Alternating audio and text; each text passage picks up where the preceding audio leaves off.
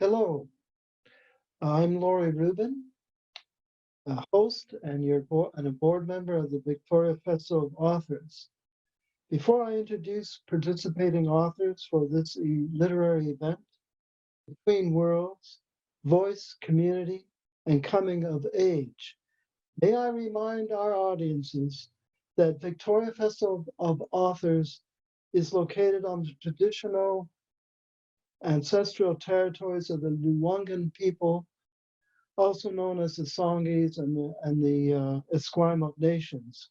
We humbly acknowledge the ancestors, hereditary leaders, and matriarchs, as well as the creators from these lands, and give thanks for the privilege of living and working here. We are committed to serving as learners and listeners. Now, may I welcome the Victoria Festival of Authors featured authors for this literary event: Sheena Kamal, Zalika Reid-Benta, and David A. Robertson. And of course, our virtual audience that is both local and national. May I thank our sponsors, the BC Arts Council, Canada Council of the Arts, the CRD, the Government of BC, the United Way of Greater Victoria, the Munro Books, and the Writers Union of Canada. This event, as all VFA events, offers closed captioning. Please click the double C at the bottom of your screen to view captions. Please use the question and answer box on the bottom of your screen if you have questions for us or for the authors during this event. The moderator will be able to get to some of these questions, we hope, near the end of the panel. This panel is moderated by Robin Stevenson. Robin is the author of more than 25 books for kids and teens. Her work includes nonfiction, including Pride, The Celebration and Struggle, and Kid Activists, middle grade novels, including The Summer We Saved the Bees and Record Breaker, and young adult novels, including 1,000 Shades of Blue and When You Get the Chance. He has won a Silver Birch Award and a Stonewall Honor, has been a finalist for the Ramba Literary Awards and the Governor General's Award. She is also a 5-time BC Book nominee.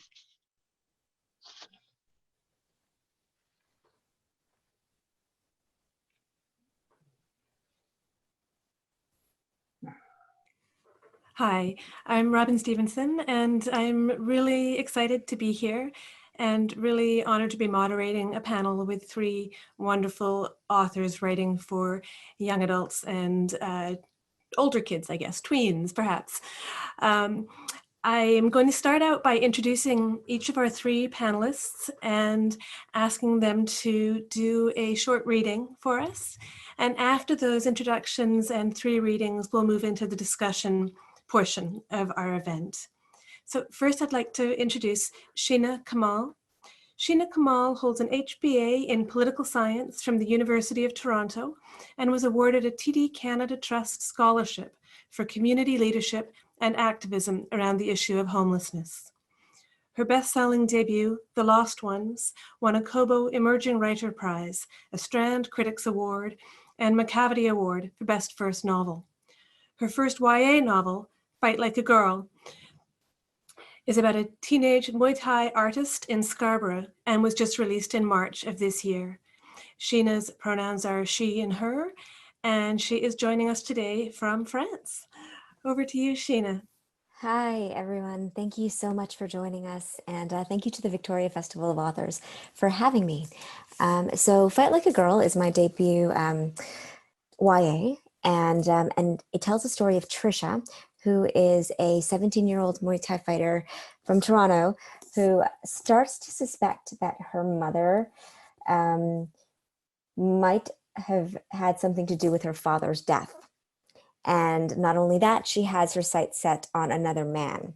And all of this is happening during her last year of high school and her very intense Muay Thai training competition season. So all she wants to do is train and fight. And then her mom starts acting in these bizarre and incomprehensible ways, and it sort of throws her world into chaos.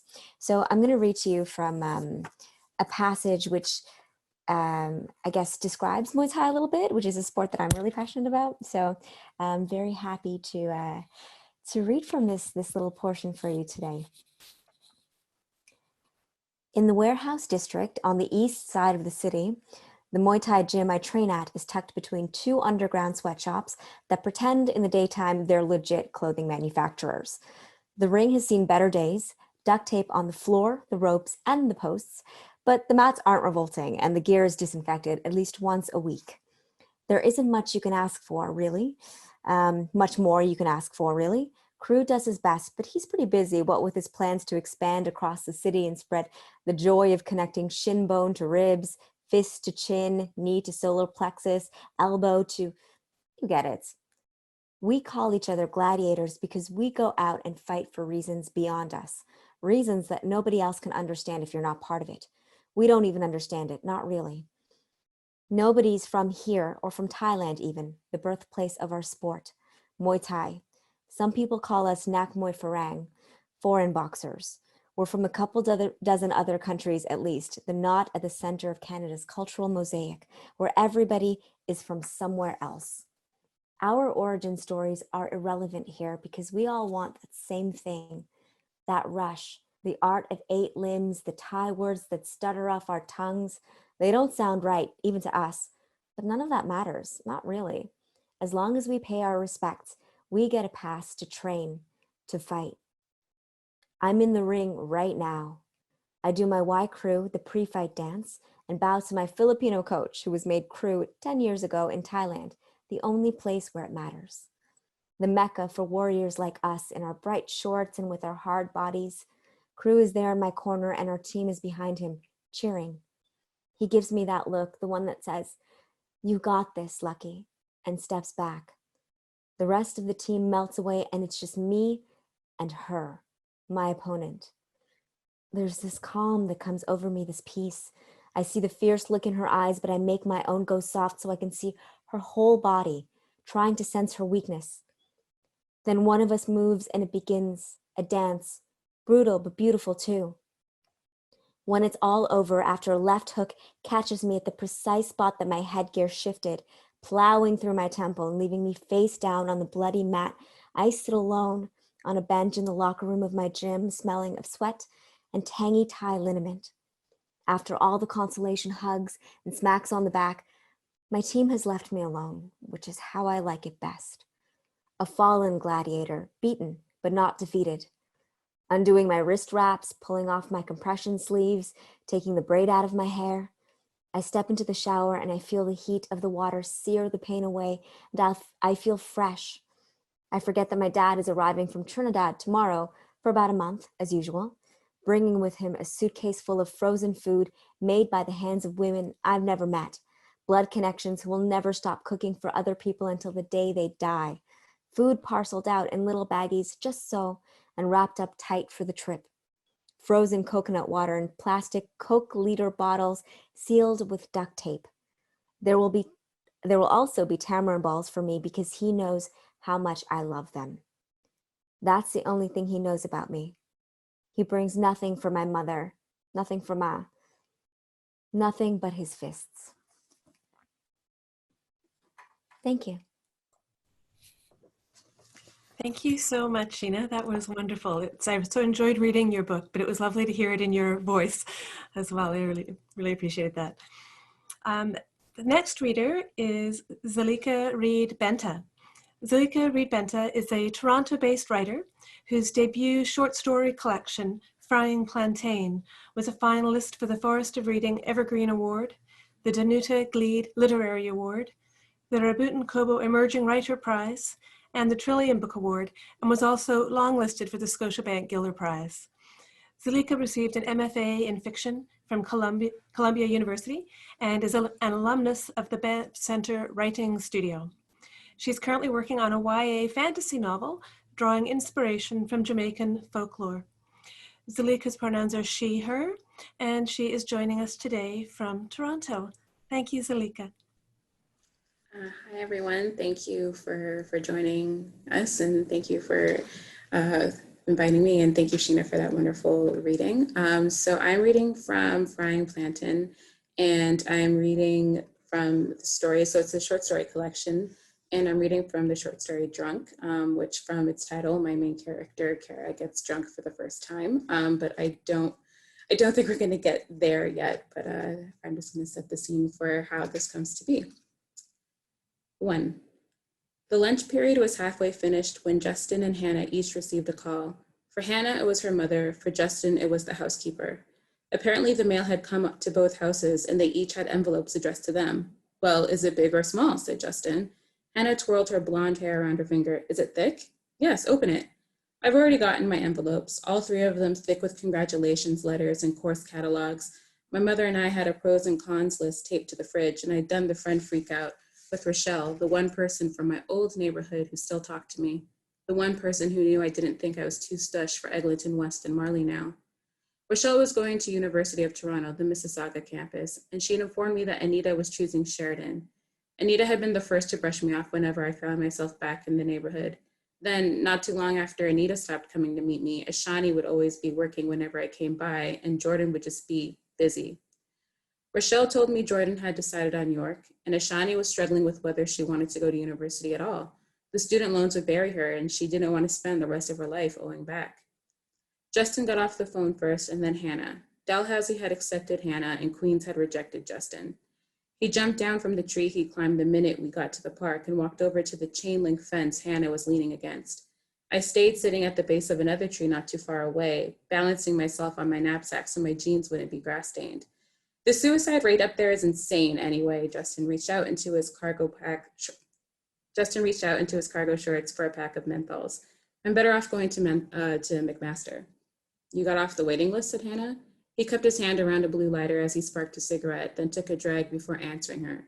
It's only a matter of time, he said, scratching the mole on his right cheek. Smoke billowed from his mouth, and I scrunched up my nose to keep from inhaling anything. Hannah snorted. You're pretty sure of yourself. No reason not to be, said Justin with a shrug and a grin. It burned me. I didn't know how to be that relaxed. It came across as arrogant. But still, I had to be nice. Well, I want to celebrate, said Hannah. I heard a few people are ditching the afternoon, going to Andre's. Oh, yeah? Justin leaned over the fence and spat into someone's backyard. Which people? Nora, Ryan, Sebastian, maybe a few others. Sweet. I didn't say anything. Those people were just faces I saw in the hall. I knew none of them. I didn't really know Hannah and Justin either. For the first 2 years of high school, I'd only hung out with Terrence Peters, but when his family moved to Whitby, I somehow found myself with Justin and Hannah. I was in the same drama class as them and had been since the beginning of high school. We were always the stronger actors, and a lot of the time we were put together for group projects. At the beginning of last year, Hannah asked if I wanted to spend lunch with them. It became routine before I really knew what was happening. So Kara, how about it, said Justin. I pushed my lips to the side as if I were considering the option. I'll pass, thanks. What is your, beef or whatever with fun, said Hannah. My beef? I'm serious, you've gotten into all of your dream schools. What's the point of even going to class anymore?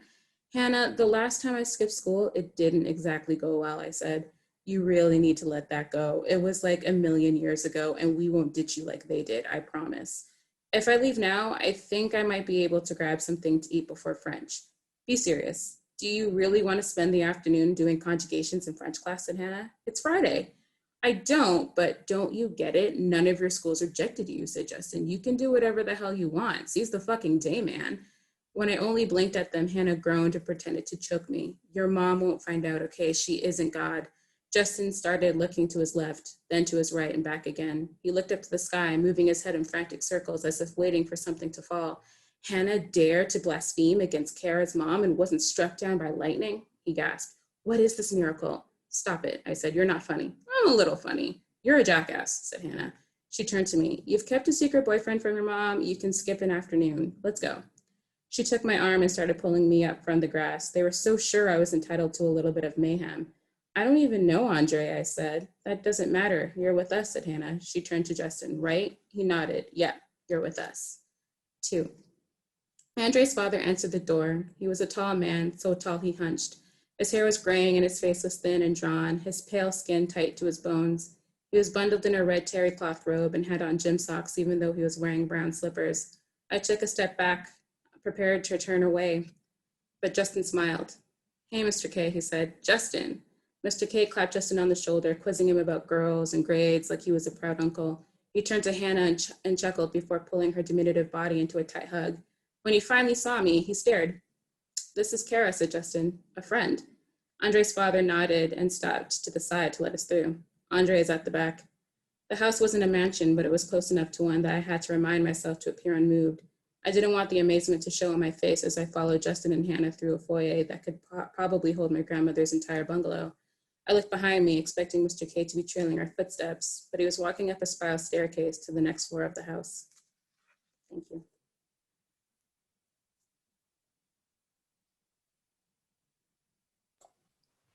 Thank you. That was wonderful. That dialogue was just so completely believable. I loved that.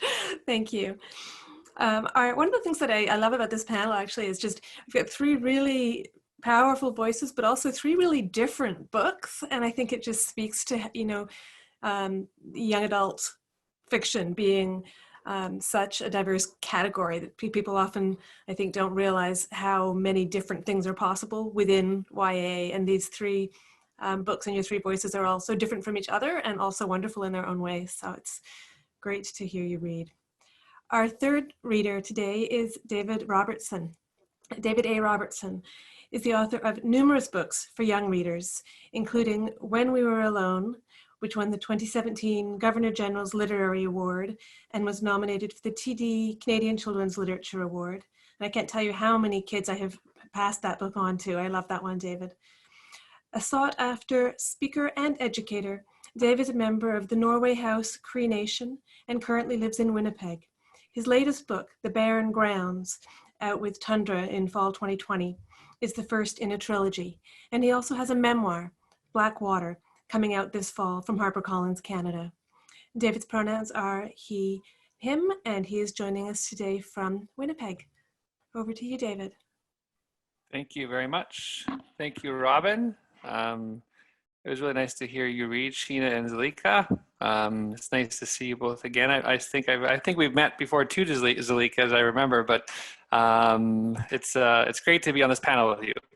So I'm just going to read an excerpt from The Barren Grounds, and because it's about halfway through the book, I'm just going to set it up just for like a few seconds. There are two foster children who are Cree.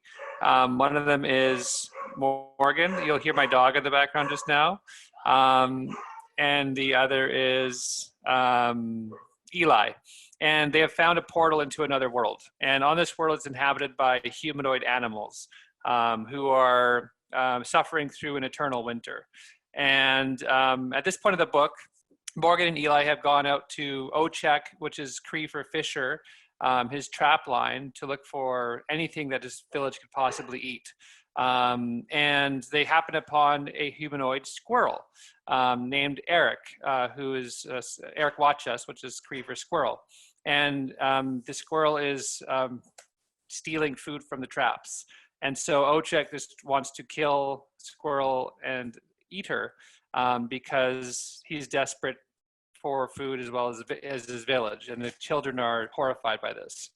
And so this is Eric begging for her life as Ochek tries to catch her. You know, Eric turned on her side, still relaxed as could be.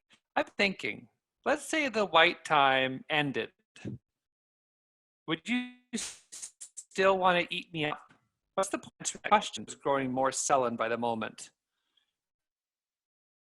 I'm going to die at some point when fine, Ochek got to his feet. If the white time ended, no, I would not eat you.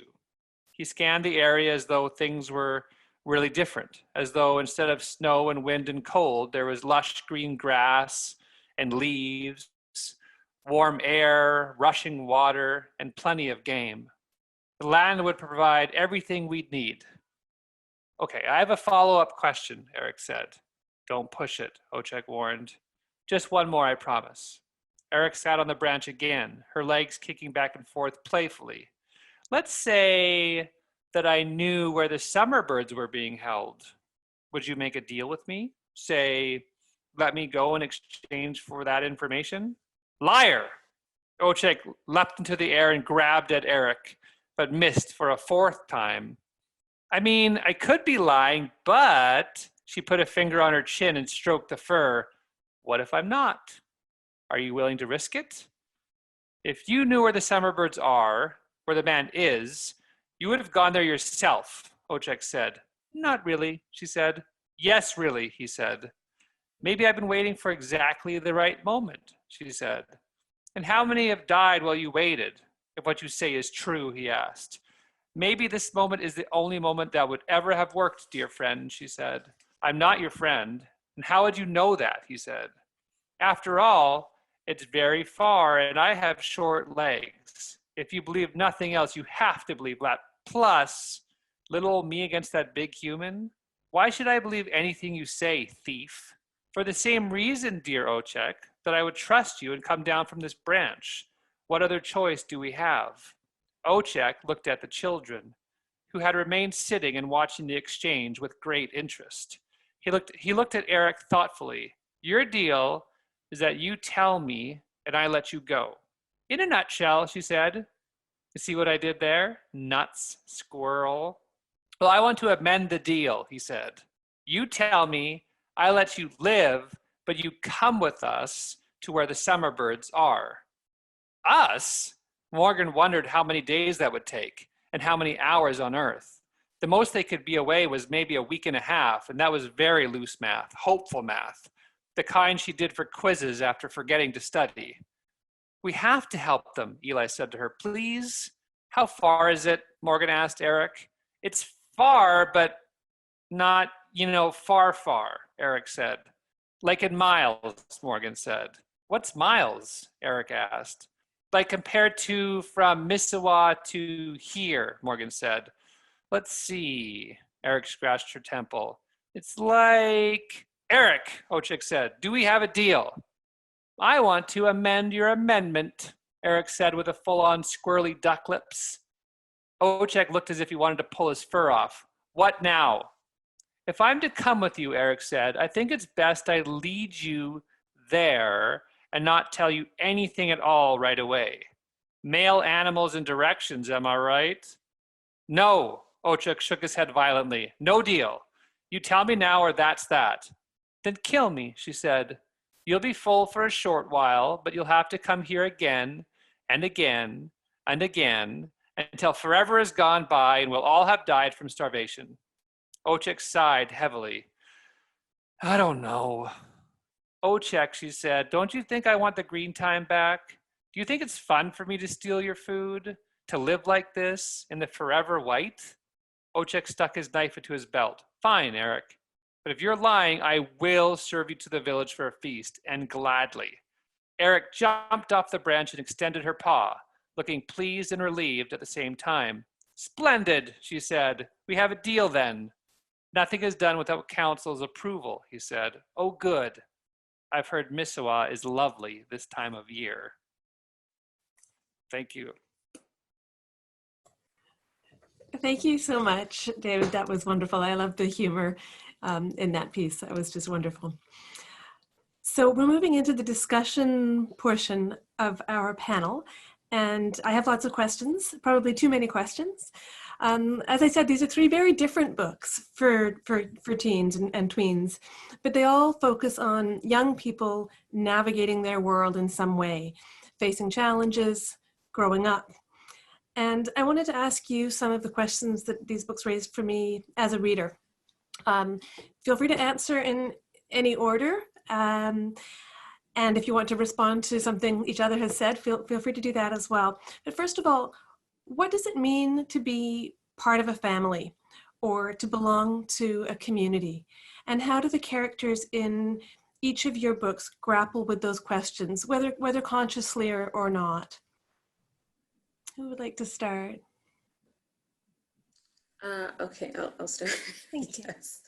I think that's the central, or like a couple of the central questions for my character and throughout the collection, because she doesn't really know what it means to belong to a community, or what it means to belong to her family, or her particular family. There's this kind of, she kind of comes through this realization in one of the later stories when she's older, because my book is pretty much chronological, starting from when she's about 10 to going to when she's about 21.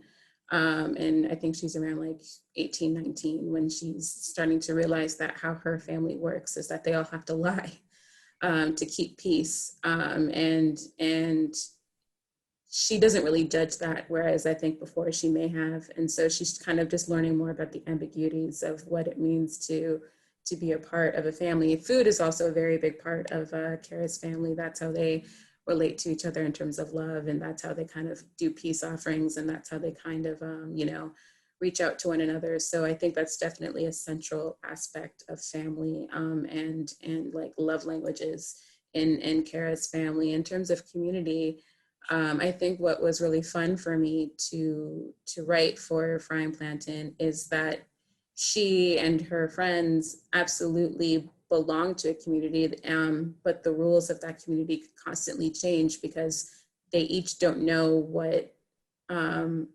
identity really is, because they're teenagers and they're figuring it out. So it's kind of like belonging to a community of misfits, but nobody admits that they're misfits because nobody wants to be a misfit. So it's this this very strange and fun kind of liminal place.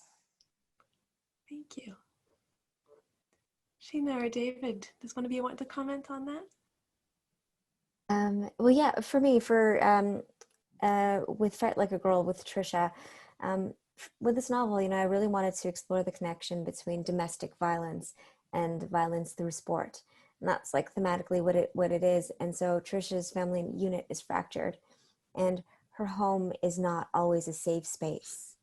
And so what she finds her community, and she finds a sense of acceptance and belonging at a gym through training and this sport, and her passion for this sport that is a contact sport. There is violence involved, but it's in that place that she finds her community, and she finds people that she can really be herself with, and because she can't really totally be herself at home, because there is this secret at home. And and so and it really, for me, for a lot of young people who come from family units that are fractured, they do have to find their communities elsewhere. And sport, a sport is a way, and that keeps her grounded, and that keeps her sane, and gives her something else to think about, and somewhere else to just be, like just to go after school and just be.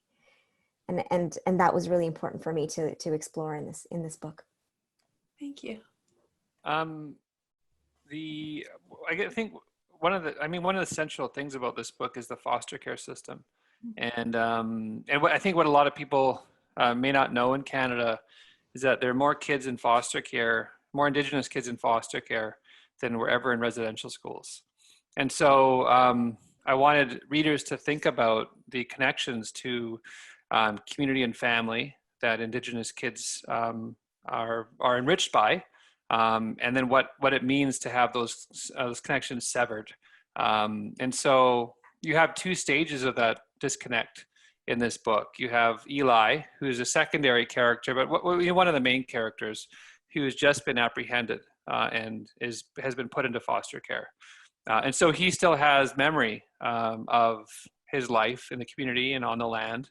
And so in that way, he is a bit of a mentor figure to Morgan when they go into Aski, which is Cree for world, where they still live traditionally. And so he is someone who can teach Morgan things about the ways of living of the Cree people.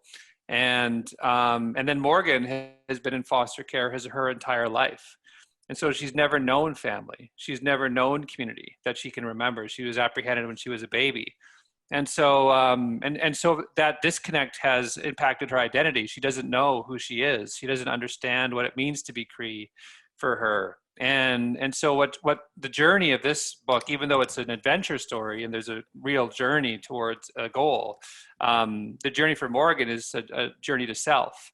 And what she finds is that the more she becomes connected to the land, but more than that, the more she becomes connected to her brother, starts to call him her brother, the more she's connected to the humanoid animals on Ski in Misawa, which is the village that they live in, the more she understands herself, and the more she comes to herself. And so it's, I think it's a very important message to people, to understand that those connections are ones that we need to be strengthening in our youth, not removing them from, because it does a lot of damage to kids, to families, to communities. And so I think what I love about writing in middle grade and YA is that you can broach these very important, complicated subjects, and you can do it in these nuanced ways with these kind of fun stories that kids get and they can really learn from. And so, one of the things I wanted to do with this book was to teach as much as I wanted to entertain. And I think you sort of touched on my next question a little bit as well. Our panel is called Between Worlds, Voice, Community, and Coming of Age. And one of the things that I was thinking about as I thought about your three books is the ways in which teenagers are both so deeply connected to family and at the same time becoming more independent and starting to move in a larger world than the one that they have grown up in, rather than the smaller world they've grown up in. And I thought all of your books kind of touched on that theme in different ways. So for the characters in your books, what does it mean to be between worlds, whether that's the world of childhood and adulthood, of family versus peers, of home and away, or of the ordinary and the epic? What does it mean for them to be between worlds? David, do you want to start? Because you were kind of touching on that already, I think. I only don't want to start because I don't want to talk over any of these amazing panelists. So I want to give a lot of space. So yeah, I mean, Morgan's at a crossroads in a lot of ways in her life. And so I think there's a very, I think, a strong analogy between, traveling to literally another world, like another reality, and the experiences that she has there and how it affects her, and the life that she's living currently on Earth, where she feels completely disconnected and lost, so much so that she's either acting out or hiding within herself. And it was hard for me to write from the perspective of like an Indigenous teenage girl. And so I did, really, it helps a lot for me to have three daughters, one of whom's a teenager, one of them who's almost a teenager, because I kind of understand a little bit about the disconnect and confusion and the changes that are going on in the way that they think and live and approach life. And so, Morgan's like literally stuck on this other world. And then she's kind of stuck figuratively between the world that she has lived in the foster care system and the world that she has been taken from. And so traveling to another reality is something that helps her to find this connection to a world that she has forgotten or never knew. And so I think that's a really cool question. And it's something that I think is very, it's very relevant to Morgan and Eli as well. Thank you. Well, Between Worlds is there's something that youth experience, because they're not quite children anymore, and then they're not quite adults yet. And Trisha in my book is 17, so she's sort of becoming an adult, and so this is sort of her last year of childhood of high school, and when you become an adult, your problems sort of just exacerbate a lot too. So yeah, I definitely wanted to look at that, and also it's culturally as well. So she's her parents are from Trinidad, but she was born in Canada, and so culturally she's between two worlds as well, and she's part of something, but she isn't really. So it's just when you're a kid, these are these are tough things to, even as an adult. Like I was born in Trinidad, but I moved when I was 6. And so even that, for me, navigating identity is pretty complicated sometimes as well. So it's just, when I was younger, everything felt so much more immediate and urgent.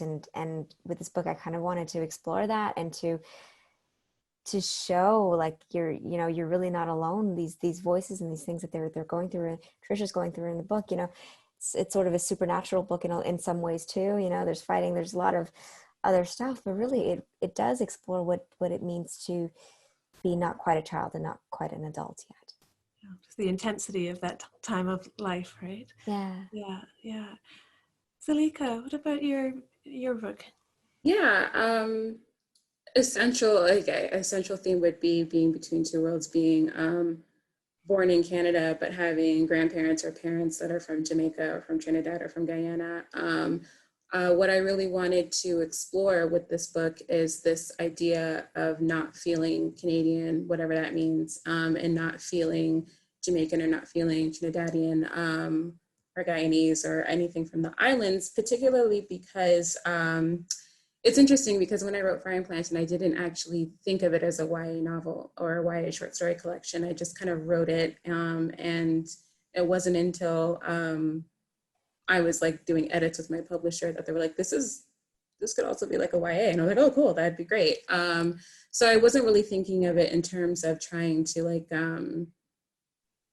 in terms of like teaching our messages or anything like that. It was just that when I was younger, the worst thing that you could be was Canadian. You wanted to rep what your family was from. You were all about, which island are you from? It wasn't even like, and then the next question is like, well, were you born in Canada? Were you not? And the more generations that were born in Canada, the less kids wanted to have to do with you. So it's just kind of this idea of like not actually belonging to your quote unquote home country, but still feeling more of a connection to that place than the place that you're born in. And then how another kind of culture kind of like arises from that, and how, this like sort of these third culture kids, and how, it can permeate culture, because now in Toronto, Patois, Jamaican Patois, along with different languages, have become so ingrained in the dialogue of Toronto. So it's basically like there's just these kids and these teens who are trying to figure out what that means.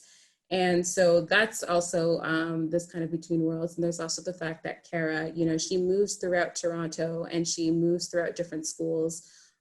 Some schools are predominantly Black, some schools are predominantly white. And so, having to deal with those kinds of differences and the racism that she experiences while she's in the schools that are predominantly white, and then being back in her neighborhood or going back to predominantly Black schools, and then being judged for going to white schools and what that kind of means. And then there's also, because it is a coming of age sort of, story, the in-betweenness between adulthood and teenhood. So yeah, I kind of just like lived in the in-betweenness with my collection. I think there's just so many interesting, fun things that happen in the in-between. And so that's kind of just like where the book lives. Thank you. Yeah, so complex, so many layers. Sheena, go ahead. So I just want to jump in and just say that to me, it's so interesting, this idea of what it means to be Canadian, because I think, maybe we're all exploring this, and in the media, we get this one picture, or at least when I was growing up, we'd get this one picture of what it means to be Canadian, and it was never what my upbringing at all. That's not what it meant to be Canadian, and according to the media. And so I think we're all sort of looking at this and being like, well, what is Canada, and how do we fit into this place? And there's a very complex history with immigration, with colonialism. Our history is so there's just so much complexity to it, and I like that now we're starting to parse through it, and we're starting to amplify voices that are approaching it from different sides, so that kids who are feeling like they don't really know, and they do have, then now they're starting to have more material that looks at that, and then maybe will speak to them and find them when they need it. So they know they're not alone, because really, what does it mean to be Canadian? I have no idea. Yeah, and for kids who haven't questioned it and haven't had to question it, perhaps it raises some of those questions as well, right? Of otherness. Of otherness, yeah, exactly. Did anybody want to add anything else there? All right. I think these are entire books. Like it's sort of hard to be like, let's talk about otherness, because it's like a whole, like, you can spend our whole lives looking at what that means in Canada. Absolutely. One of the things I think that that comes to mind when I hear both of you talk about that, and especially the otherness thing, is in my work and in even the talks I give in schools, is to have this kind of really difficult discussion, but important discussion, to, especially with younger kids, to think about, like, not only respecting what defines us from each other, and what that the whole idea of diversity, and respecting our own differences and respecting others' differences, but to think about also what connects us. And in the context of the work that I do, in reconciliation or whatever. I mean, my dad hated that term, but I mean, I know for me, like, we talk about, when we talk about reconciliation, we're talking about, like, healing through storytelling, through sharing truths. What I want kids to kind of understand is that, when we talk about things like the residential school system, we talk about colonialism, we talk about the foster care system, that's not, I want them to understand that that's not Indigenous history. It's Canadian history. So, and because it's a Canadian history, and because these experiences that we went through are part of what shaped this country, for better or worse, which is typically for worse in terms of colonialism, is part of what makes us all Canadian. And so accepting our connectedness in that way helps us to move forward in a better way together. And I think so, whatever that means in terms of what Canadian means, I think that part of it is understanding our connectedness as much as we want to respect what makes us different. Yeah, that's a really good point. Sorry. No, go ahead, Sheena. No, I'm just so engaged. Like, I feel that because I'm an immigrant, and a lot of my family, it's just, you when they come to Canada, they think it's a brand new country. They don't know anything about our colonial history, really. And so now that we're here, we have to sort of grapple with that and really understand that our Canadian dream is not really so bright and rosy, and to wrestle with that issue of, like, okay, so now that we're here and this history is complex, what do we do now, and how do we reconcile? And that's something that I think a lot of immigrants don't really know how to do and how to engage with, because we were sort of sold this one idea, and now it's something different, and you're like, whoa, okay, so we have to do work too. Mm-hmm. Mm-hmm. But actually, sorry, it just brings me in that context. It's not something that I really deal with in my book, but this idea of generations and what different generations think, what the perceptions of, like, different generations. So in my book, for instance, the grandmother character, so it's like 3 generations of women. There's the grandmother, there's the mother, and then there's the main character, Kara. And the grandmother sort of has, like, a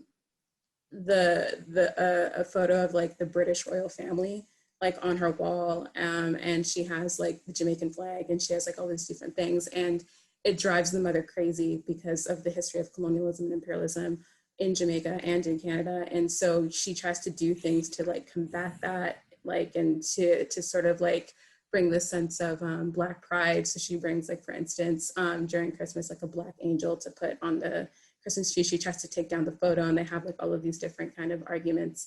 And then there's Kara, who's trying to navigate both of that, just trying to be like, okay, I agree with what my mother is doing, but I can see from my grandmother's perspective why she has that sort of indoctrinated mindset.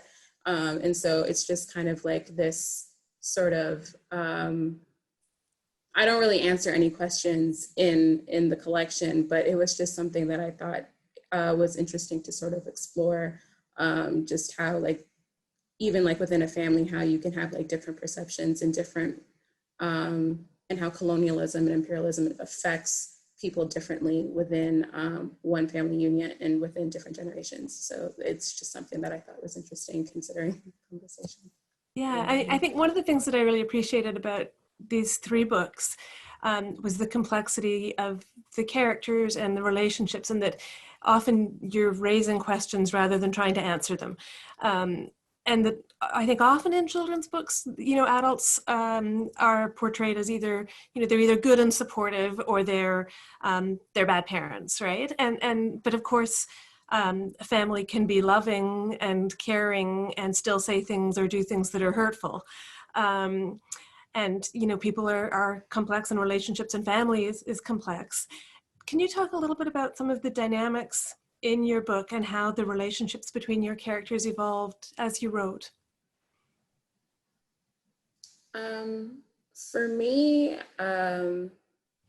it was just a matter of, again, I like writing things in action as opposed to I mean, I love writing dialogue, but I also love writing how people sort of express their love without being able to communicate, and how that can wound, but that's also like they're also trying. There's also like a very pure motivation behind it. So for the relationships, like I said, food is definitely the way that these characters kind of express their love for each other. And it was interesting doing the different dynamics, because mother-daughter relationships are central to my book. And so there's the grandmother and the mother, then the grandmother and Kara, and then mother and Kara. And so how I was also very interested in this idea of cycles, and how, for instance, food is always something that's constantly recycled throughout the collection, throughout all three generations of women. But also this idea of, so the grandmother's name is Verna and the mother's name is Eloise, and how they're actually very similar. And because they're very similar, they don't get along as well as they can, because they're both very stubborn and they don't know how to verbalize their emotions. And so that can come out in not very constructive ways, but at the same time, they're also deeply loving women and deeply loving parents. So they try to communicate that through other means. Another very, very interesting and fun dynamic for me to write was Kara and her grandfather, because her grandfather is a source of a lot of tension and dysfunction within the family unit. And he's also very absentee, but he and Kara have this sort of connection because they're very similar, whereas her mother and her grandmother are very similar, but Kara doesn't want this connection to her grandfather. But they both sort of revel in like the silence, because the other members of their family are very loud and they're very quiet and introspective. And so they kind of get along through this kind of cosmic connection. And Kara also feels like she's kind of betraying her other family members for having this kind of relationship. So I really liked being able to explore that and sort of just like nuancing different family connections and what it means to love and what it means to experience love, because that can happen in so many different ways. So yeah, that was just something that I thought was interesting. Oh, okay. Oh, sorry. I never know when to go. I'll just answer this. I try to. I've had this thought in my head. I'm trying to articulate, and I hope I can in some way. So I'm thinking about adult relationships with kids in the Barren Grounds. One of them obviously is with the man who stole these summer birds. So summer birds. Some might sound weird to people watching. They fly around. It's based on a Cree legend. They fly around the world, and they bring and as far as they are from a place or as close to as they get, they bring the seasons. And so this one man has stolen these summer birds for himself, and so it talks a lot about land protection and land stewardship, which is also I think a colonial question. But I want to talk more about the foster care aspect and the relationship between Morgan and Eli, and in particular Morgan and her foster parents. Now, I think there is a tendency early on to stereotype the foster parents, or a danger in stereotyping the foster parents as these evil, as we often see foster parents depicted as in literature and in stories like this. But that's not the case in this instance. The foster parents for Morgan and Eli are very well, almost too well-meaning, because they want so badly to do the right thing. They try so hard that they often do the wrong thing, even though they're trying in earnest to do something good for Morgan and Eli. And I guess what I'm trying to get at is, in this case, what I want kids and maybe parents reading with their kids, or parents, I think actually adults read this book too, but is to think more of how it's not often that the people within the system are broken, it's the system that's broken. And the system creates broken people. And I think I'm thinking about this a lot lately, and why I wanted to bring this up, and whether it relates to this question or not, is that what I think the purpose of young literature is to change the minds of youth, to inform youth, to give them knowledge in order to begin to create changes that we want to see in our society.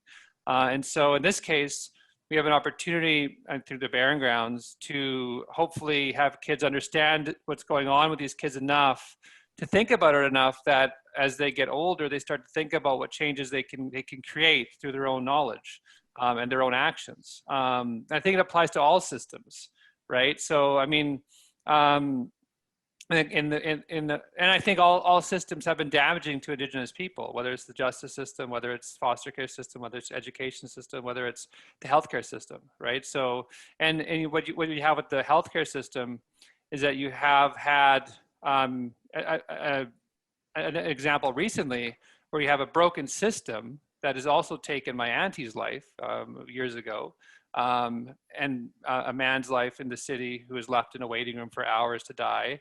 To recently, you have Joy Sechikwan's life, who was left to die and mocked while she died, because of you have this system in place that has created broken people that would act in that way towards another human being. And so what I want in terms of the stories that I write, and in thinking about the relationships that we foster within people, and the way that we try to inform and reach people. And I think that we all have messages like that in these books, whether it's in Zalika's book or Sheena's book. We're trying to say something, right? There's a message that we're trying to give to people. And in my case, I want kids to grow up and fix these systems and change these systems, because it's not going to be the adults that do it. It's going to be the kids that do it. The kids, as they grow older, the work that they do is going to change things for us for the better, hopefully. And I really think that literature is going to do it. Like, the stories that we tell is going to help change the world, because we are preparing children to do it. And so I know that goes on a little bit of a tangent. I'm thinking about that a lot today, because it's also an awareness day for missing and murdered Indigenous women and girls, and Joyce is one of them. And I just feel compelled to talk about that a little bit, and to think about what we can do to prepare youth, because not everybody's a writer. So, people watching, if they're parents or if they're teachers or whoever they be, if they're kids, to think about, what we can do to prepare youth to change this world for the better, to lead us in a better way than we are being led right now. Sorry for the tangent. No, thank you, David. And I'm just going to jump ahead a little bit, because I actually had a question that I wanted to ask, which kind of ties into that, which is around seeing writing as that writing is political, and that, whether you see your own writing, how you see your own writing in relation to your politics. Do you see your writing as a form of activism? What are some of the ways in which you hope that sharing your voice, sharing your story, might help contribute to change? Yeah, so for me, my my writing is always political, because I am a political person, and I maybe not online so much, but just in life in general, I'm obsessed.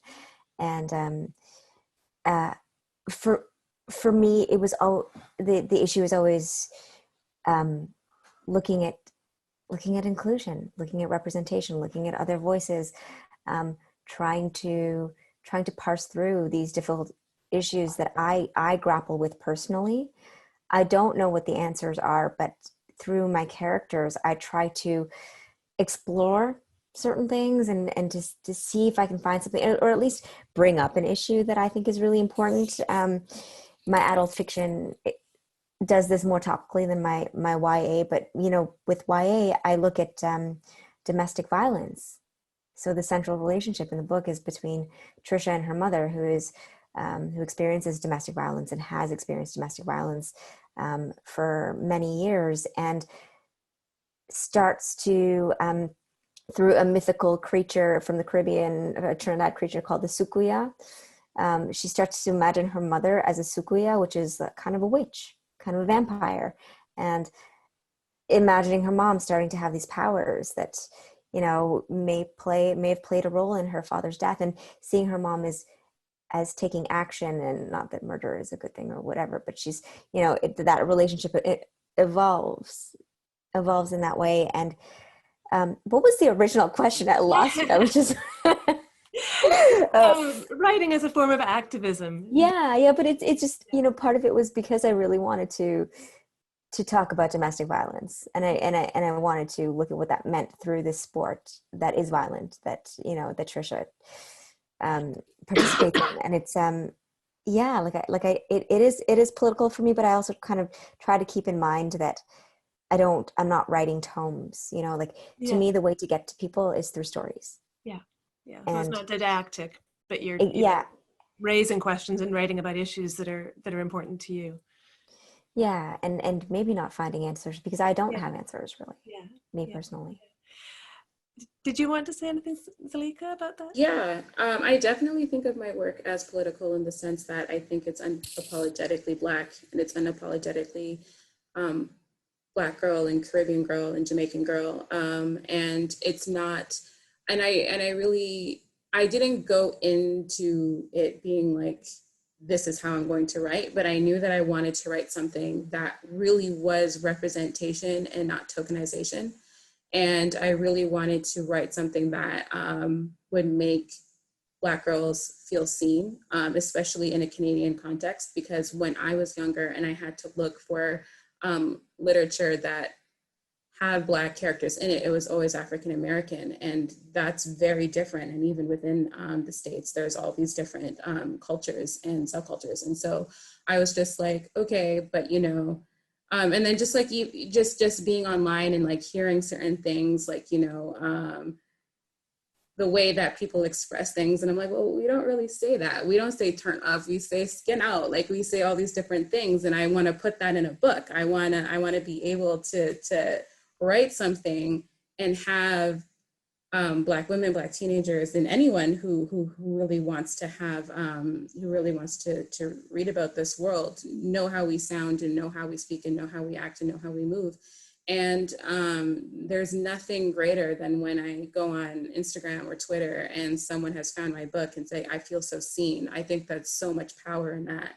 And it does make me tear up. And I remember I went to a book club in Ajax, Ontario, and I was like speaking to these girls, and they're just like, how do you write us so well? Like, I've never experienced this before. And yeah, like I said, there's nothing greater. And I was even in Vancouver, and when I was talking to a bunch of high school students, and it was like my first really big sort of literary festival, and it was like 300 kids, and I was like, oh my God, what am I going to say? But when I was talking about how, like, when I was growing up, you didn't want to say that you were from Canada, you wanted to say that you're from a certain island, like a whole bunch of people came up and they were just like, oh my God, it's totally the same. Like, we always say we're from Korea, we always say we're from China, we're not from here, and all. And I was like, oh, okay. So it's striking a chord. And I think that's absolutely political. And I think that's, there's no greater joy. So yeah. When I was preparing for this panel, I was sort of looking at some interviews with all of you online, and I found a quote from Sheena where you said, I didn't know Fight Like a Girl was YA until my agent at the time told me, so similar to you there, Zelika, as well. And then I thought I could get into writing for youth. I used to be one. And at that time, there wasn't a character like Trisha around for me to connect with. And I was just thinking about that piece about representation that you've talked about, and wondering what your experiences were as a reader growing up with seeing yourselves in books and other media, or not seeing yourselves in books and other media, and how that influences you now in writing for younger readers. Yeah, never, like never. I never saw myself ever. And you know, there was I like crime fiction. I like that. Those are my adult books, and I write thrillers. There was one thriller that really, you know, it went to Trinidad, so the character moved, and then she like went to different places, and one time she went to Trinidad, and the absolute caricatures of, you know, the Trinidadians there. I was like, what is this? You know, because then when we are included, it's not great. You know, it's like we're not really even people. You know, it just so yeah. I mean that's something that's really important to me, is to write for people maybe like me, but also people. I mean, I grew up in Toronto, and it's so multicultural. It's so like there's so much representation everywhere, and so I'm not used to just seeing like one kind of person all the time, even if it's just someone like me. No, I'm used to seeing people from all over, and so I want people from all over to be in my books, and because people from all over are in my world, and that's really kind of an important thing for me to deal with as a writer, and to be inclusive, because that's just my life, and it's just I don't know, it feels real to me. Sorry, David, I cut you off. No, that's fine. No, that's totally fine. I would just say that, you know, as an Indigenous person, when I was growing up, the representation of Indigenous people in all media was very poor. You know, popular culture was very poor. And again, it was the same thing. It was either we were a caricature or we were a perpetuation of a stereotype. But, you know, so it would be the, you know, bare-chested, you know, braid with the maybe like a headdress, and had shamanistic powers, and in comics, and it was always, you know, the noble savage or the savage Indian, and so I don't want to get into all that history, but all these representations were all I knew. Like they were all I was exposed to when I was growing up. And so it developed a low sense of self-worth in me as a Cree person, because I didn't want any part of how I was being represented. And because it was all that I had available to me, it's how I perceived myself. And so I was really, I ran from my identity when I was a kid. I wanted no part of it. And it's really helped inform my work, because, you know, I see the importance of having truthful representations of Indigenous peoples in literature, and you know, every single book of mine has had, you know, an Indigenous hero in the main role, because I want kids to be able to see themselves reflected in literature. I think that's very empowering for kids to see themselves reflected in literature accurately, with agency. And it's something that I'm very cognizant of. It's probably one of the main drivers of my work. I also am very aware that, and I think, you know, Sheena and Zelika would be too, that as writers who are successful in the work that we do, we are also upfront in front of kids who see themselves reflected in you as a writer. And that's also very powerful. You know, I was at a school in Peguis First Nation, I think it was like 2 years ago, giving a talk at an assembly. And after this assembly was over, one kid came up to me and said, you know, Mr. Robertson, I want to be a writer too now. And so that creates this incredible change by empowering children to believe that they can do these things too, because they need and have the platform now that we didn't have in the past. And those representations do a lot of work, whether it's in the books that we write or the things that we do like this. You know, where there might be a kid watching this right now who's Black, who sees Zelika as her success, and like, you know, like Giller Prize long list, like, holy crap. and be like, hey, like I can do that, right? Like, and so that is very powerful. And I think that's something that, you know, we shouldn't take for granted, but I think these stories do that work, do incredible work in that way. Apart from just the messages that we have, the ways in which we represent our characters, and also the ways that they're windows for other people to see our cultures and our people in hero roles, rather than the typical, you know, whatever is a white character, white savior, whatever it might be that we've seen historically. We're really representing our diversity in, you know, really honest ways that I think do a lot of good for no matter who's reading these stories. I think they need to see that. I always say, like, right now, we need to see own voices stories read more than any other story. That's the climate in this country right now. That's the stories that we need right now. And that's what will affect people the most in a positive way. I think that probably a lot of the people who are listening are writers. And so probably like me are always curious about writing process, about craft, about voice, and so on. So I wanted to ask some questions about that. But I thought I just see we have a question in the Q&A. So maybe I will let this person's question go first. Kat asks, what type of research did you all do for your novels? What questions did you ask yourself and your characters? Does one of you want to take a shot at that one? Sure. Process questions are always interesting for me because I just like don't really think I have that much of a process. I'm not, I wish I could be more of a, although we're not really talking about process, I guess we're talking about research, but part of your process. yeah, so again, okay, so basically for me, one big thing was that when I first started writing my collection, I knew it was in Toronto, but I didn't say it was in Toronto. It was just kind of this city that could be anywhere because I wrote most of it while I was in New York.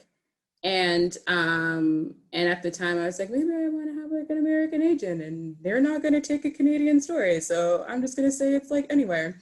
And a lot of my instructors were like, where the hell is this? I have no idea where this is. And I was just like, oh, it could just be any city. People do that all the time. And they're just like, I guess. But because because I was away from Toronto, when I kept coming back to Toronto, there are many things that were different about it, including the Eglinton West and Marley neighborhood where this is taking place. Gentrification had come there. It was affectionately called Little Jamaica. And a lot of the stores, a lot of the restaurants, a lot of the music shops were gone. And they gave us like Reggae Lane as like anyway. So I just realized that I wanted to capture that time period in Toronto. And so for me, just because I grew up in a lot of the neighborhoods that take place in the story, I had to go back into my memory, but I also looked up a lot of pictures so I could remind myself of what it looked like in the early 2000s and what it looked like in the 90s, because it was just so different from what I remembered. And then like sometimes like, you know, your memory is kind of different where you think the street is here and the street's actually there. So I did a lot of like research in terms of that. But in terms of process, I mean, I didn't really have one. I wish, yeah, like I was saying, I wish that I was kind of a more disciplined writer, but I'm not. If I don't feel like writing, then I don't do it. I can't be the type of person who wakes up at like 7 and like writes for an hour. And then like, even if it's like complete crap, at least I've written. I can't do that. But at the same time, I also realized that when I wasn't thinking about writing is when inspiration hit. So a lot of the time I was doing an internship for a literary agency, and my job was to read manuscripts. And while I was reading manuscripts, I got inspiration for my own work. So while I was at my internship, I would be writing my own things. And then I would take my work from my internship home, and at home I'd be working. So it kind of went like this inverse way. But I did start with dialogue a lot. For instance, Snow Day, which is about a snow day. I didn't know that it was going to be a story about sexual harassment. What I did know is that I had this image in my head of Black girls talking about their hair and why they didn't want to get their hair wet because then like the pressing and the heat would go out. And so all I knew was that I was like, I've never really seen this conversation in a book. I really want to put it in. It's going to be in, and we'll just build a story and figure out how we're going to get to the end. And it turned out that it was actually a story about bullying and sexual harassment. And so that's kind of how I took my stories, where it would always start off with like a piece of dialogue or an image, and then I would just have to find my way to whatever point I was making. Thank you, Zelika. I always feel better personally when other people admit that their process looks like that, because I think there is this sort of idea sometimes that we should have this, really clear process. Yeah, mine looks rather like that too. So Sheena or David, do one of you want to talk about your research that you do for your writing? So for me, my process is very different. Every book is different, but the only thing I do is sit down every morning. Right? But that's the only thing. And I don't ask myself questions or anything. I just sort of like, because I love writing, and even when it's horrible, I still love it. And it sucks when I don't do it, for me personally. So for this book, I actually didn't do any research for this book. And it's just because I've been training Muay Thai like on and off for maybe 10 years. Because my best friend from high school has a Muay Thai gym. And it's in Toronto. It's called Southside. and I would just go there and just hang out and train. And I'm kind of obsessed with fighting and fighters. I don't know why. I just I love watching them. I love thinking about them. I love what drives a fighter really interests me. And so this book was sort of just based on my experience of just being like, why do you do that? How do you do that? Like, what makes you want to step into a ring? I guess I did ask myself some questions. I just, didn't didn't do it so in such a way. It's born out of my own experiences and personal obsessions of like why and why do I love it so much? Like, why do I love Muay Thai so much? I don't know. I'm not a fighter. I don't even like to spar. But why do what makes me so interested? Thank you, David. For this book, again, like it's different for every book. I did a ton of research for my memoir. As much as it was about me, I did research myself. But for this book, it was probably a mix of research and not. I don't know if it's lazy or not that I placed this book in the neighborhood I grew up in as a kid, so I knew it all. I placed this kids at the school that I went to as a kid, so I knew that. So that seemed like an easy way to do it, I guess. I even like made them I have a funny story, but I even made them go to live in the house that I used to live in just like a few years ago with the same layout and everything. It's funny because I read one of the reviews of a reader, which like I read Goodreads stuff because I think it's fun to read people rip your work apart or say it's good. And there's one reader's like, there's no stairwells with doors. And I was like, actually, my house had that. But I know, you don't actually reply, but I thought that's my house. So anyway, so there's some of that where you just kind of write from what you know, which I think is what Sheena was doing.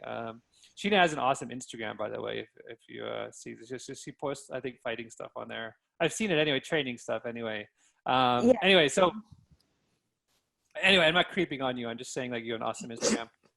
So stuff like you write from what you know, right? So the stuff that I researched, obviously I looked into the foster care system quite extensively. And what I did the most research on was probably in rereading the Chronicles of Narnia, because this book was pretty heavily inspired by that classic series. And then also researching Cree stories of the sky and the stars. There's a great researcher who I work with, Wilfred Buck, whose work was very influential for me because each book in this series, the Misawa Saga, the Barren Grounds, the next book is takes a traditional Cree story of the Star of the Skies, Stars of the Sky, and it adapts it into the novel. And so the Barren Grounds is there's actually this beautiful Cree legend about Ochek, and how he became the constellation which we know as the Big Dipper. And so I adapted that story into this novel. So quite a lot of research in that way. So I think it's just like a mix, and it again, from book to book, it changes how much research or not I do. I do a lot of historical fiction and history, so I do actually quite a lot of research, but sometimes it's fun not to. So we've got about 15 minutes left. So if you're listening and you have questions, I just really encourage you to type them into the Q&A now, and we will try to get to those. I wanted to ask one about voice, because I know as a writer, I think voice is one of the most important things for me, but also one of the hardest things to talk about and describe. And I would love it if people could hear you all talk about what you have learned as a writer about voice, what that means to you, and if you have any tips or techniques that you want to share with other writers that you've found helpful in terms of thinking about voice, that would be fantastic. So for me, voice is perspective. And I come from a position of I've not taken any writing classes. You know, my background is in political science, so I don't quite know how to write. I just know that when I do sit down to write, the perspective, and I write first person present tense usually, so it's always very immediate.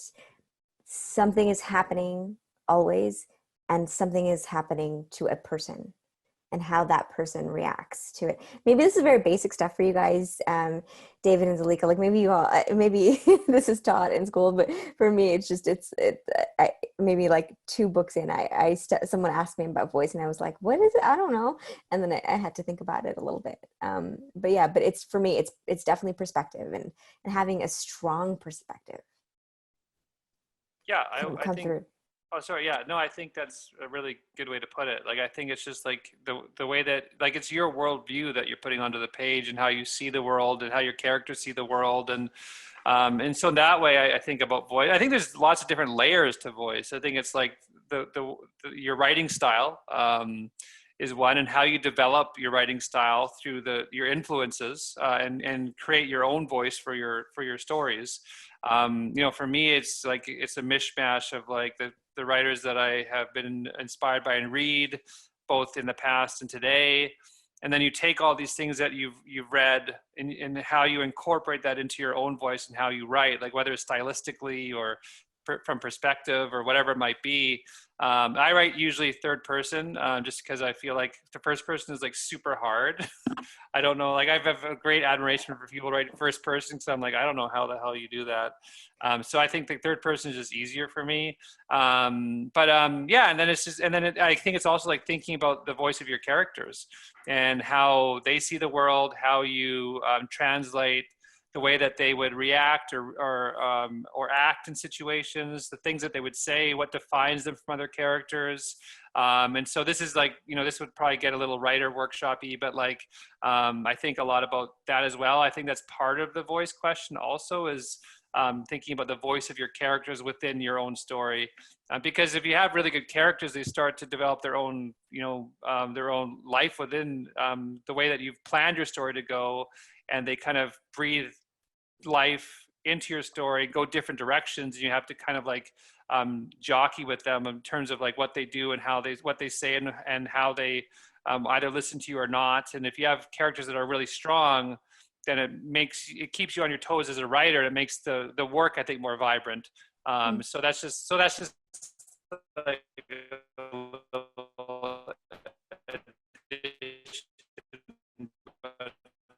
yeah, Sheena's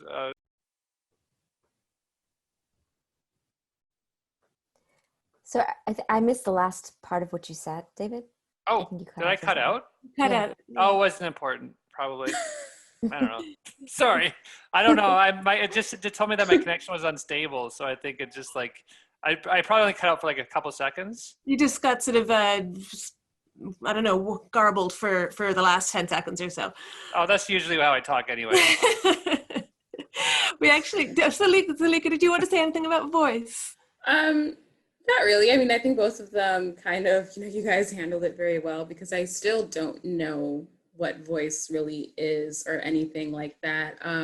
It was really funny though that, David, you were talking, that you thought third person was easier than first person, because me personally, I'm like, I hate writing in third person because I always feel like it's me dictating the characters, and I don't know how people like you can do it where it's just like, no, this is just like a story. And I'm like, I always feel like, and then this happened, and then that happened, and I personally can't do that. But when you're also talking about like, influences and literary heroes and things like that, I remember, like, for instance, when I was in high school, I was like, I'm gonna be Toni Morrison. I'm totally gonna write like Toni Morrison. No one can write like Toni Morrison. It's Toni Morrison. And I remember when I realized that, and realized, A, no one can do that, and B, you don't want to do that. And you want to find your own voice. And I still don't really know what my style is. I don't really know what I do, or the only thing I know that I like doing and that I've been told I do well is dialogue. Like, that's like the one thing where I'm like, dialogue is my thing. But other than that, I have no idea what my style is, but I know that I'm no longer trying to be Toni Morrison, and that works for me, because I know that even though if I can't articulate exactly what my voice is, it's still my voice, because I'm not trying to be anyone else. And so that was something that was really powerful for me to learn in terms of that. Zelika, that leads us really nicely into the next question in the Q&A box from an audience member. May is asking, how do you keep your dialogue relevant for the age groups you write for? For me anyway, I would like write something and then just be like, okay, but would I say that when I was 15 years old? Like the slang is a little bit different now and everything, but it's still pretty much the same. It's just like, when you're 15, think about how you would say something. And if you're going to say, and you can tell when your like writerly stuff is coming out. Not that 15-year-olds, like 15-year-olds are super clever. Like, teenagers are incredibly clever, but they're clever in their own very specific way. They're not clever in a writerly, like sort of way. So for me, that's kind of what it was. And actually kind of going back to voice and strong characters, when I have my characters interacting with each other, the more I have them having speaking dialogue to each other, the more the voices come out, and the more their voices come out, the more I go back to being 15, 16, or however old it was. And then I can trim down what's needed and what's not. So it's, for me, how I find how to do that is basically just by having the characters talk to each other. And also, when I came back from my master's, I was working in the Gap for about 2 years, and I was around a lot of teenagers. So when I felt like I didn't, if I was losing touch, I would just like listen to them talk, and like listen to them freak out because a girl wore the same color that they were going to wear for prom, and how that means like everything to them at that time, because you cannot do that. And so I was just like, right, everything is urgent. Everything feels like the world is falling apart. You're, like nothing is, it's very rarely calm. And at the same time, my character is very introspective, and she's very quiet, because I hadn't seen a lot of main characters in books that were quiet. They were always very, precocious. And so I was just also thinking a little bit, but maybe she's thinking that, but she doesn't necessarily have to say it. So that's how it worked for me. Yeah. I have a lot to contribute to. The question was about writing for audiences and dialogue. Yeah, keeping dialogue relevant to the age group that you're writing for. Yeah, I mean, because I don't really think of, I've only done one YA, and I didn't even know it was a YA. I just sort of wrote the thing. But the way that I really see it, because it's, with my adult thrillers, like, adults are like mostly dead inside, like, and they're just, is this a feeling? And like Zelika said, with kids, everything is urgent. So the difference for me personally as a writer is that with Trisha, everything was urgent, but with, my other character that I am in my thrillers, she's just like, I have to do a thing, like feelings for her so hard. They're so hard to think about and talk about. So that's how I know the difference between adults and kids in my work. So more about the characters than the reader, like thinking like how would this character speak rather than thinking about what's going to be relevant for this person reading. Yeah. Yeah. We've got about 5 minutes left, so if anyone does have any more questions, please type them into the Q&A. And if not, I have lots, so I'm going to try and sneak at least one more in there. Zelika, there was something that you said in a CBC interview that I thought was really interesting. You said, these days I think more about interactions between people as opposed to theme. The theme usually comes at the end, and I don't even realize what the theme is until I'm done.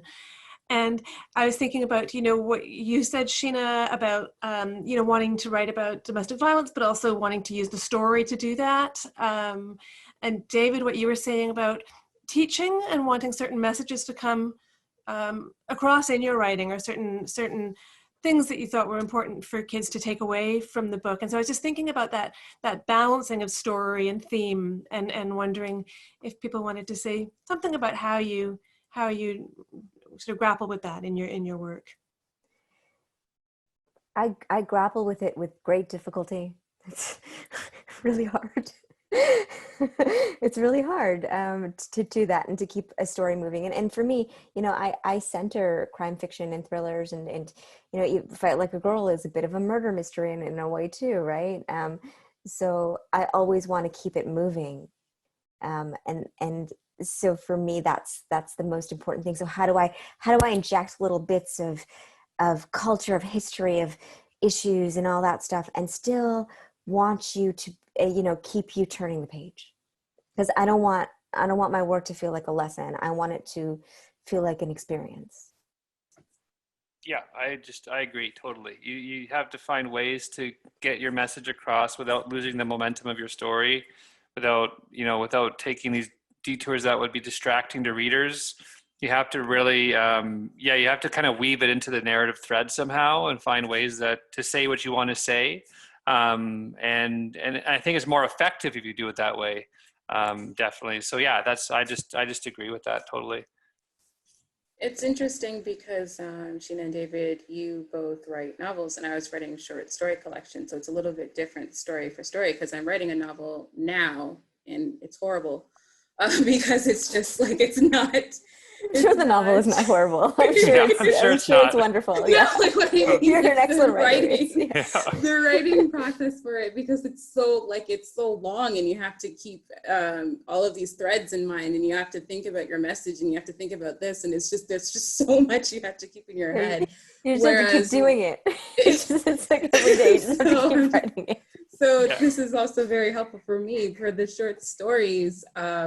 It was a little bit different because I only had a certain amount of pages, and I used to write for theme. I used to be like, this is going to be about this, and then I realized I was writing an essay and I wasn't writing a story. So I figured interactions are going to get me there, and so halfway through, I figured out what my theme was, and once I figured out what my theme was, then I could go back and write with a little bit more intention. But for the purpose of just getting the story and having that momentum that you two were talking about, and making it interesting, it was really just more about like characters first, and the characters will tell me where this is going to go. I trust my characters because they're sort of like their own beings, and then I can just edit after, which is still something that I'm having difficulties remembering, that you can always edit after. It's not like what you write first is going to be permanently on the page. You can tweak, you can do all these different things. So that's how I got to that. All you have to do, Zelika, is write every day at 8 a.m.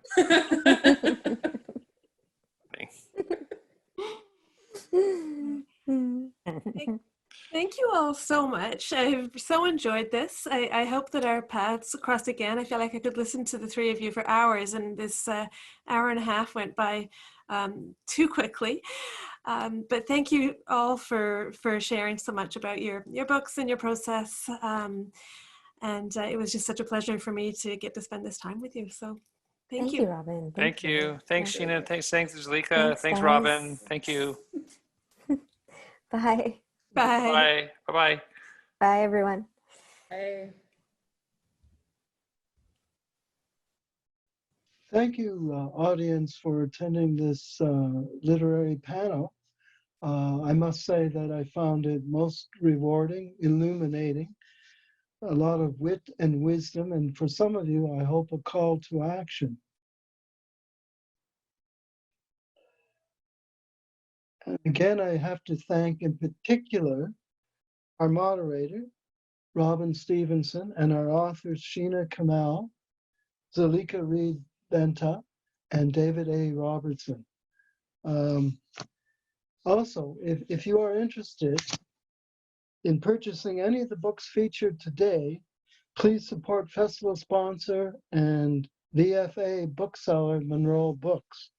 You can find the books featured during the festival in store and online at monroebooks.com. Also, there are more events. So please visit our website, victoriafestivalofauthors.ca.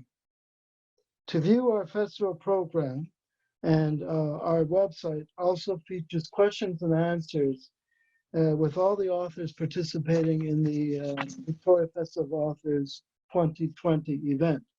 And there's a place for you to sign up for our newsletter.